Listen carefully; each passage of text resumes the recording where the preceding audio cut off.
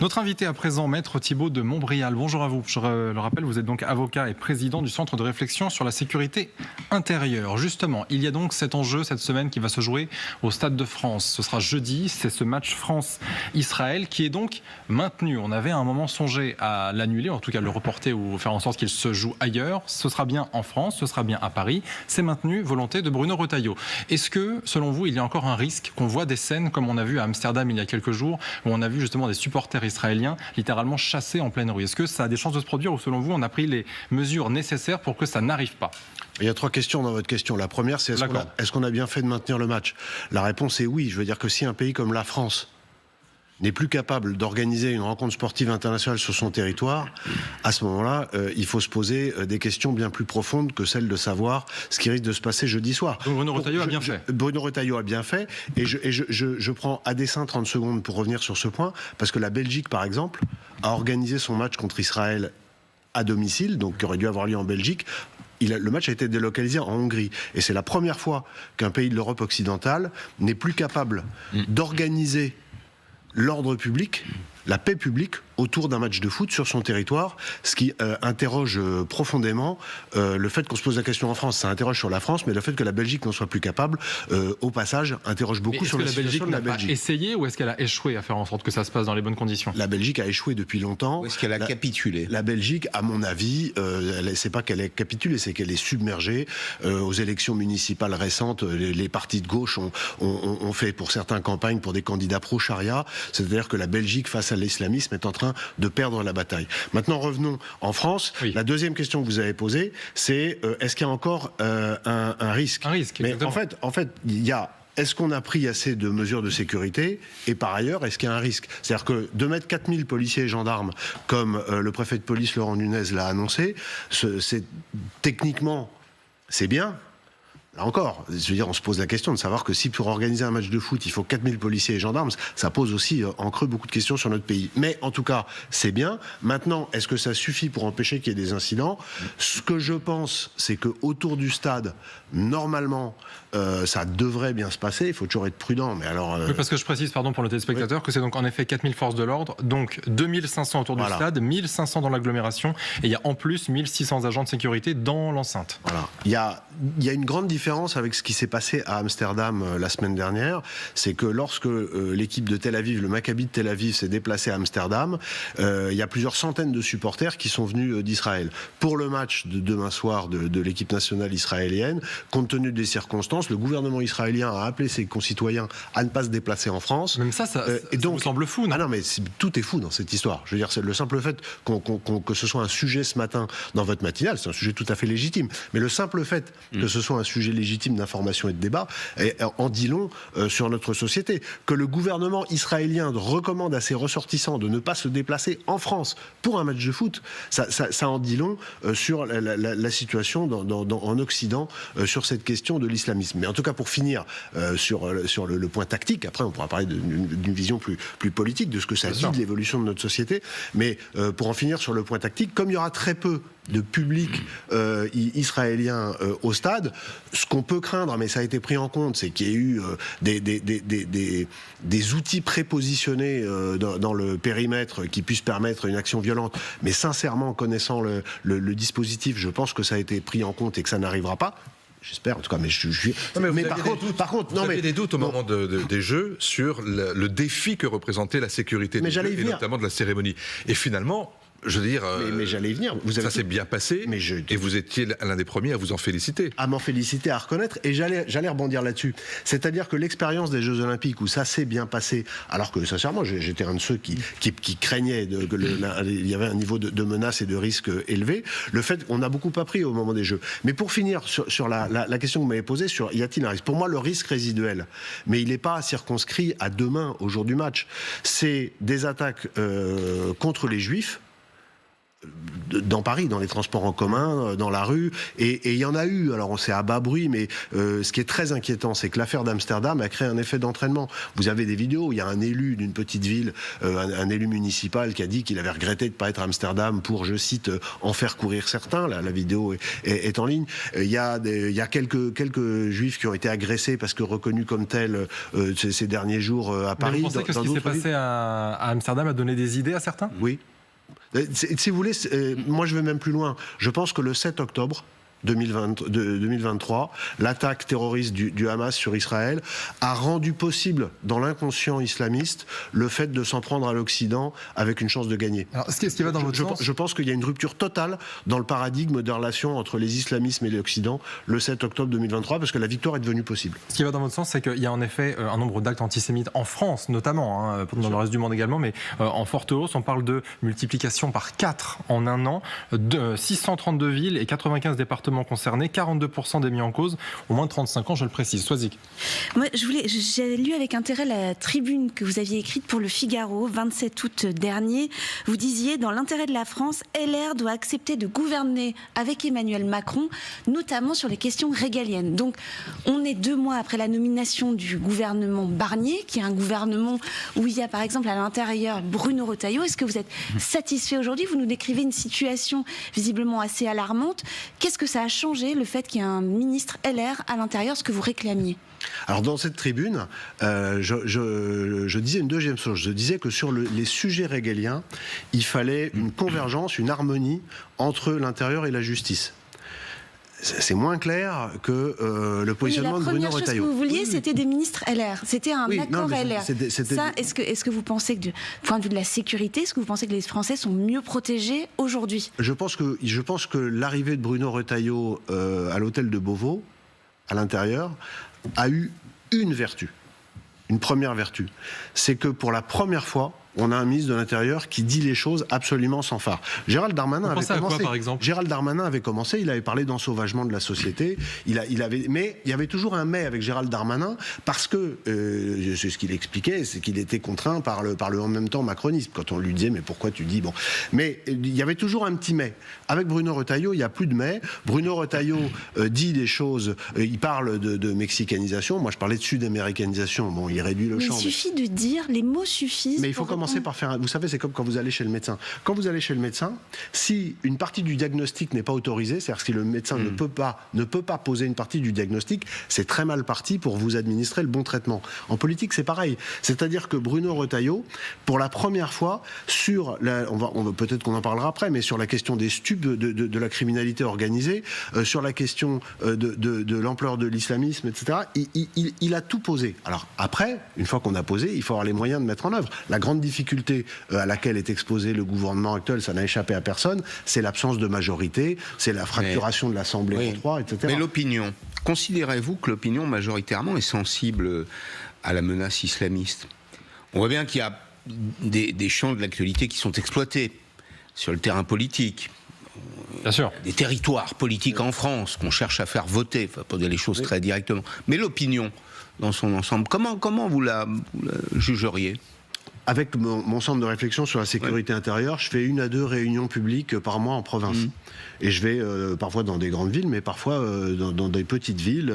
Et je rencontre à la fois des citoyens et des élus locaux. Et tout le monde, il y a une déconnexion totale entre la province et Paris. Je vous le dis, c'est quelque chose de tout à fait oui, on le constate. Les gens, quand vous allez voir des élus, moi j'insiste beaucoup sur les élus, parce que les élus, il y a un canal politique avec leur parti, etc.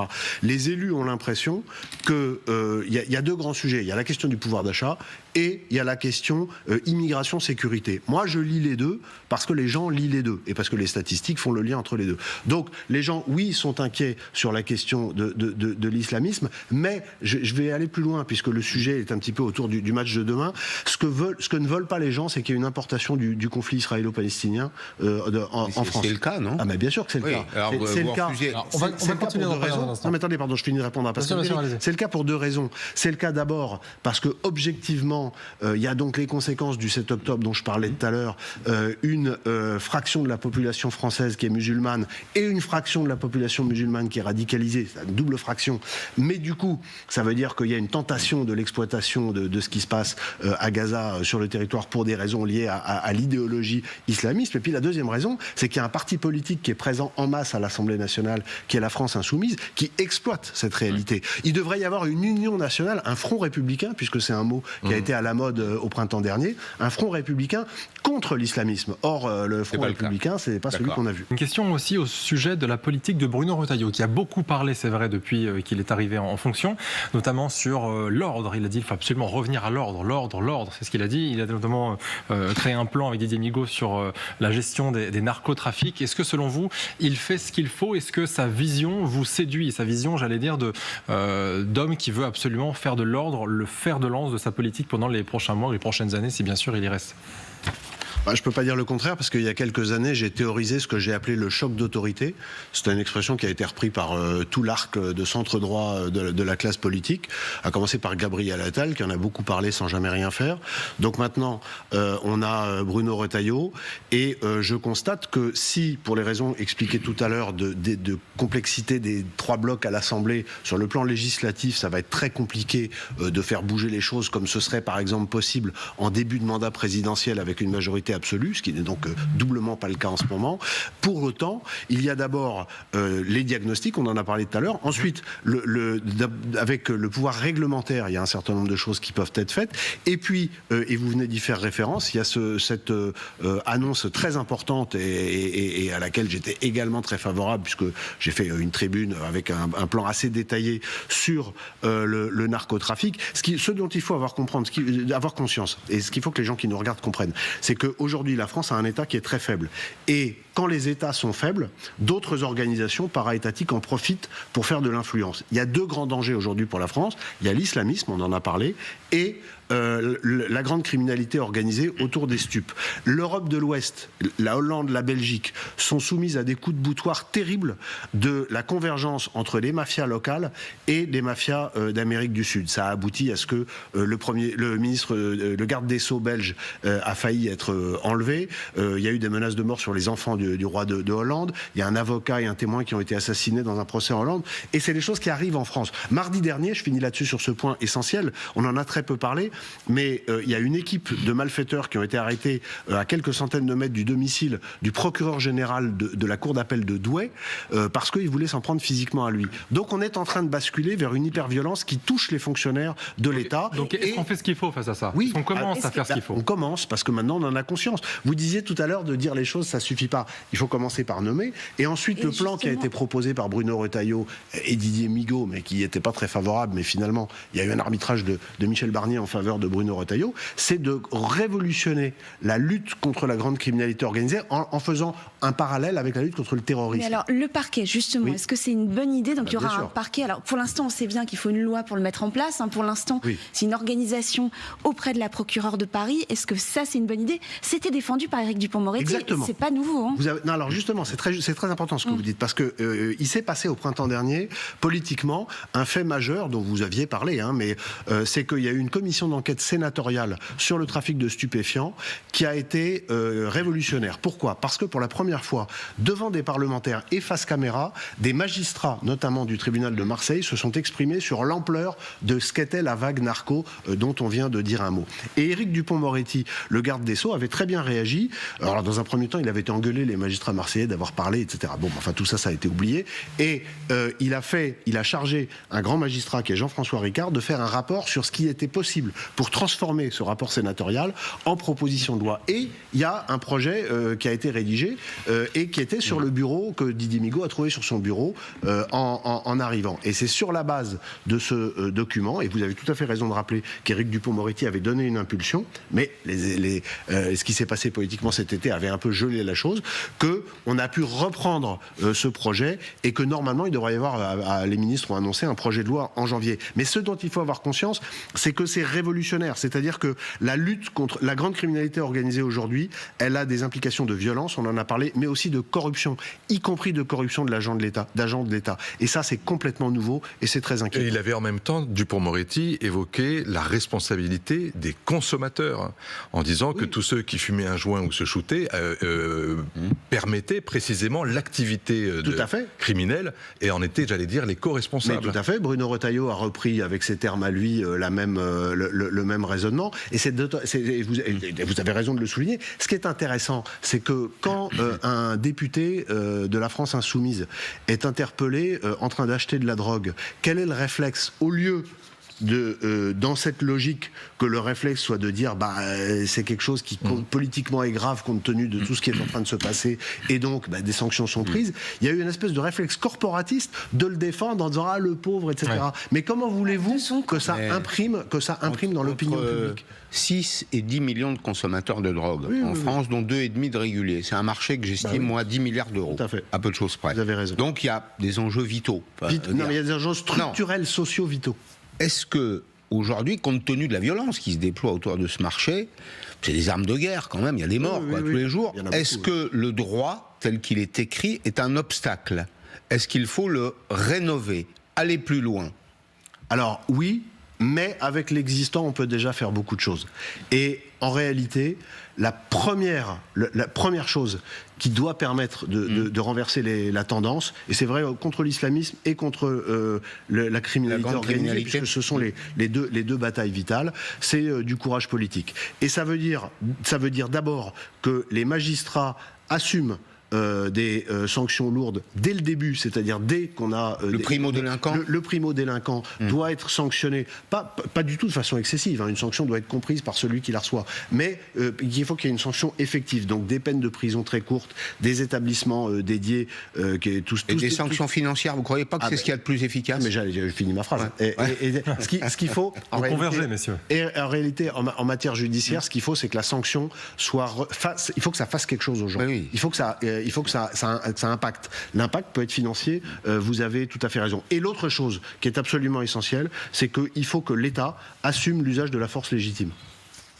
À la fois symbolique et réel. C'est-à-dire que aujourd'hui, beaucoup de policiers et de gendarmes me disent moi, si je sors de ma voiture, j'ai le choix entre l'hôpital ou la prison. C'est-à-dire que soit je me fais casser la gueule, je vais à l'hôpital, soit j'utilise la force et je finis en prison. C'est un peu caricatural, mais il faut faire attention parce qu'il faut toujours écouter ce que dit le terrain. Et ça c'est une petite musique qui remonte de plus en plus. Donc il faut que les fonctionnaires de l'État sur le terrain se sentent soutenus par leur hiérarchie administrative et par les politiques. Ça fait deux, hiérarchie administrative et politique, pour l'emploi de la force lorsqu'elle est nécessaire. On a votre vision. Merci beaucoup, Maître Thibault de Montbrial, d'avoir été notre invité ce matin sur LCI.